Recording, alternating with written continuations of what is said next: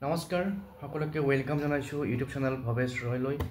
মোৰ নাম শ্ৰী ভৱেশ ৰয় আৰু আশা কৰিছো আপোনালোক সকলোৱে ভালে আছে। আমি সকলোৱে আমাৰ পিতৃ মাতৃ বা মা দেউতাক যথেষ্ট সন্মান কৰোঁ, যথেষ্ট ভাল পাওঁ আৰু ভগৱানৰ পিছতে মা দেউতাক স্থান দিওঁ। আৰু আমি সদায় বিচাৰোঁ যে আমাৰ পিতৃ মাতৃয়ে আমাৰ পৰা কেতিয়াও দুখ নাপাওক। কিন্তু তথাপিও আমি পিতৃ মাতৃক দুখ দিবলৈ কাম কৰিব লগা হয় বা কেতিয়াবা হৈ যায়, সেইটো বেলেগ কথা। কিন্তু আপোনালোকে আচৰিত হ'ব, ৰিচেণ্টলি আমাৰ ভাৰতৰ এজন বিখ্যাত ইউটিউবাৰ, হয়তো আপোনালোকে নিউজত পাইছে, তেখেতৰ নাম হৈছে ৰণবীৰ এলাহাবাদিয়া। যিসকলে চিনি পায় গম পাব, বা যিসকলে চিনি নাপায় তেওঁলোকে হয়তো এইকেইদিন নিউজত দেখিছে। তেখেত এজন ভাৰতৰ বিখ্যাত ইউটিউবাৰ আৰু তেখেতৰ যিবোৰ ভিডিঅ' তাত আমাৰ ভাৰতৰ বিভিন্ন বিখ্যাত ব্যক্তি, ধৰক চেলিব্ৰিটিজবিলাক বা আমাৰ এক্টৰ এক্ট্ৰেছ বা অন্যান্য খণ্ডৰ বিখ্যাত ব্যক্তি কিছুমান আহে আৰু তাত ইণ্টাৰভিউ দিয়ে। আৰু মই সেইটো কাৰণে তেখেতৰ ভিডিঅ' কিছুমান দেখা পাওঁ, যিহেতু তাত ভাৰতৰ কিছুমান ছাকচেছফুল ব্যক্তি আহে ইণ্টাৰভিউ দিবলৈ। কিন্তু তেখেতে ৰিচেণ্টলি এটা শ্ব'ত গৈছিল আৰু শ্ব'টোৰ নাম হৈছে ইণ্ডিয়া গট লেটেণ্ট, তেনেকুৱা এটা শ্ব'টোৰ নাম। আৰু মই যিমান দূৰ জানো শ্ব'টোত মানে অশ্লীল কমেডি তাত চলে, বা অশ্লীল কমেডিৰ ওপৰতে সেইটো শ্ব'টো বেছড হয়। এতিয়া সেই শ্ব'টোত তেওঁ গৈ পেলাই এটা পিতৃ মাতৃৰ ওপৰত এটা সাংঘাতিক অশ্লীল মন্তব্য কৰি দিলে, বা অশ্লীল বাক্য এটা তেওঁ কৈ দিলে, যিটোৰ কাৰণে গোটেই ভাৰতবৰ্ষ এতিয়া তলপাৰ লাগি আছে। তেখেতে চৰি কৈছে, ক্ষমা খুজিছে, কিন্তু সেই মেটাৰটো ইমানতে শেষ হোৱা নাই। আৰু যিহেতু বহুত চেঞ্চিটিভ বিষয় আৰু আমাৰ সমাজত এইটো আশা কৰা নাযায়, কাৰণ কিয়, পিতৃ মাতৃক যিহেতু আমি সকলোৱে সন্মান কৰোঁ, ভগৱানৰ পিছত স্থান দিওঁ, সেইটো কাৰণে তেনেকুৱা ধৰণৰ মন্তব্য পিতৃ মাতৃৰ ক্ষেত্ৰত আমি কম্প্ৰমাইজ কৰিব নোৱাৰোঁ, বা কম্প্ৰমাইজ কৰাটো উচিত নহয়। আৰু সেইটো কাৰণে ভাৰতবৰ্ষৰ 3খন ঠাইৰ পৰা, আমাৰ অসম, মহাৰাষ্ট্ৰ আৰু ইন্দোৰ, এই 3খন ঠাইৰ পৰা ইতিমধ্যে তেখেতৰ বিৰুদ্ধে অফিচিয়েলি কমপ্লেইন গ্ৰহণ কৰিছে। এতিয়া এই বিষয়টোৰ লগত জড়িত আনুষংগিক আৰু কেইটামান কথা মোৰ মনলৈ আহিছে, সেইখিনি আপোনালোকৰ লগত শ্বেয়াৰ কৰিব বিচাৰিছোঁ। কাৰণ কিয়, এনেকুৱা ধৰণৰ ঘটনা আমি সমাজত দেখিবলৈ পাওঁ যে আমি বিভিন্ন ক্ষেত্ৰত আমি আমাৰ মা দেউতাক সাঙুৰি লওঁ। ধৰকচোন, এই তেওঁলোকে যে ইউটিউবাৰজনে এটাত গৈছে, তাতনো তেওঁ মা দেউতাৰ ওপৰত কথা কিয় ক'ব লাগে?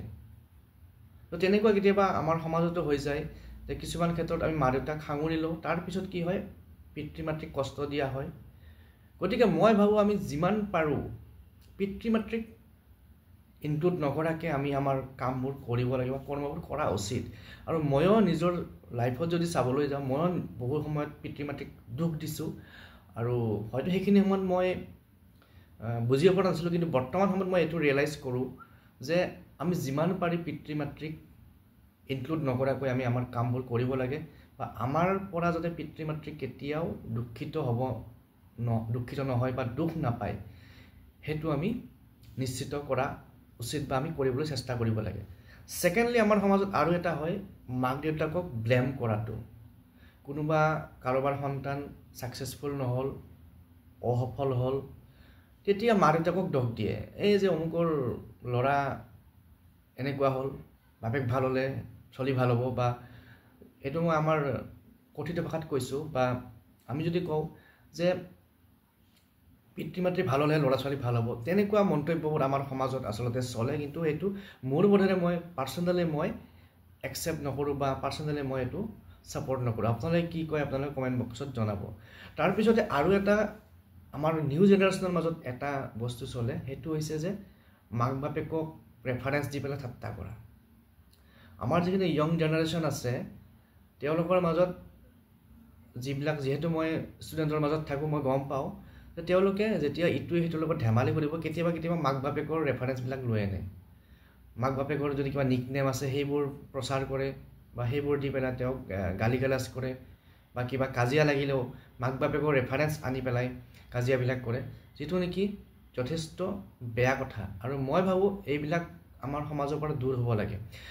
আৰু এটা কথা, তাৰ লগতে আৰু এটা সঁচা কথা, যে মা দেউতাক ইউজ কৰি পেলাই বা মা দেউতাক ইনক্লুড কৰি পেলাই আমাৰ সমাজত বহুত বেয়া শব্দ ব্যৱহাৰ হয় মানুহে কেতিয়াবা বহুত মানুহে খঙত মুখেৰে কি শব্দ কয় নকয় তাৰ কোনো ঠিক নাই আৰু সেইখিনি সময়তে মাক দেউতাকক ইনক্লুড কৰি বহুত বেয়া শব্দ কোৱা হয় বা মানুহে কয় আৰু যেটো নেকি শুনিবলৈ দিগদাৰ আৰু সাধাৰণতে এইটো কথাক লৈ পেলাই বহুত কাজিয়া পেচাল হয় কাৰণ কিয় নিজৰ মা দেউতাকৰ এগেইনষ্টত এটা শব্দ কোনো শুনিব নিবিচাৰে আৰু মই ভাবো আমাৰ সমাজখনত বা আমি যিয়ে নকৰো যি কাম নকৰো মা দেউতাক বাদ দি পেলাই কৰিব লাগে বা মা দেউতাৰ ওপৰত যাতে এটা আচৰ নপৰে হেতু আমি নিশ্চিত কৰা উচিত সম্ভৱ নহয় কিন্তু আমি চেষ্টাটো কৰিব পাৰো তো ভাবিলো এইখিনি কথা আপোনালোকৰ লগত শেয়াৰ কৰি দিও কাৰণ কিয় এই যেটো ৰিসেন্টলি যেটো ৰিমাৰ্কস আহিলে এইজন ইউটিউবাৰৰ পৰা তেখেত এজন শিক্ষিত ফ্যামিলিৰ পৰা অহা